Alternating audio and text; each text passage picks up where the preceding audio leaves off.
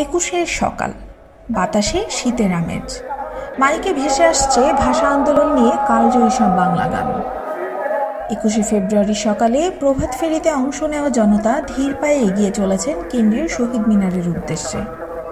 হাতে ফুল, পরনে শোকের কালো রং, গালে রং তুলির আঁচড়, বাহুতে কালো ব্যাজ পরে শোকের আবহে প্রভাত ফেরিতে ভাষা শহীদদের স্মরণ করেন সর্বস্তরের জনতা। আমার ভাই রক্তে রাঙানো 21শে ফেব্রুয়ারি, আমি কি ভুলিতে পারি? ছেলে হারা শত মায়ের অশ্রু গড়ায় ফেব্রুয়ারি, আমি কি ভুলিতে পারি?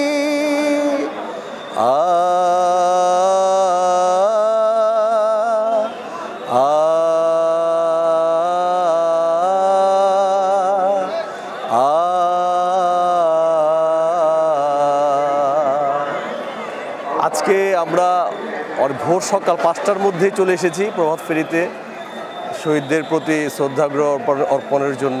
আমরা বন্ধুরা অনেকেই চলে এসেছি।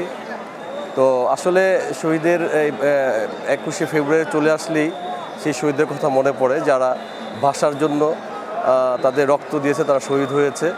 তো আমাদের এই একটু প্রচেষ্টা আর কি, তাদেরকে সম্মান জানানোর জন্য আমরা চলে আসি প্রতি 21শে ফেব্রুয়ারিতেই। পলাশী হয়ে জগন্নাথ হলের সামনে দিয়ে সারিবদ্ধভাবে এগিয়ে আসেন নানা বয়সী মানুষ। ছোট বড় নানা প্রতিষ্ঠান ও সংগঠন যেমন আছে, তেমনি অনেকেই আসেন পরিবার বা বন্ধুদের সঙ্গে দল বেঁধে। বড়দের সঙ্গে দেখা যায় ছোট্ট শিশুদেরও।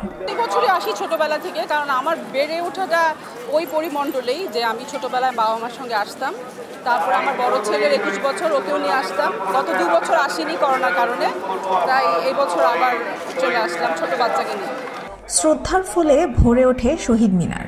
ফুলের তোড়া ভেঙে ফুল আলাদা করে বেদিতে আলপনা আঁকতে ব্যস্ত দেখা যায় বিএনসিসি ও রোভার স্কাউটের সদস্যদের। ফুলের পাপড়িতে ফুটে ওঠে দৃষ্টিনন্দন নকশা। 21 মানে অহংকার, 21 মানে আত্মপরিচয়ে মাথা উঁচু করে বাঁচা।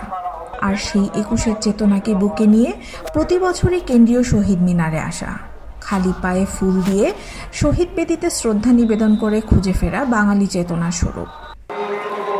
আসলে আমাদের বাংলার জন্য আমাদের দেশের মানুষের যে আত্মত্যাগ, সেই অনুযায়ী বর্তমানে আমরা যথাযথভাবে বাংলাকে সম্মান করতে পারছি বলে আমি মনে করি না ব্যক্তিগতভাবে।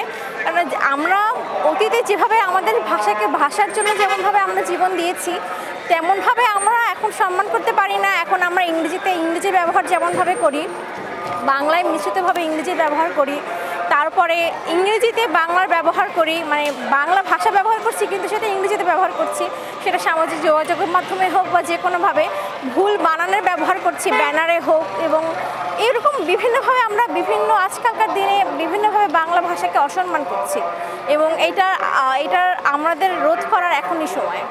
সারিবদ্ধভাবে শ্রদ্ধা নিবেদন শেষে দোয়েল চত্বরে সালাম তরুণ দিয়ে আবারও সারিবদ্ধভাবে ফিরে যায় জনতার স্রোত। রাজনীন ফারজানা, সারাবাংলা.net, ঢাকা।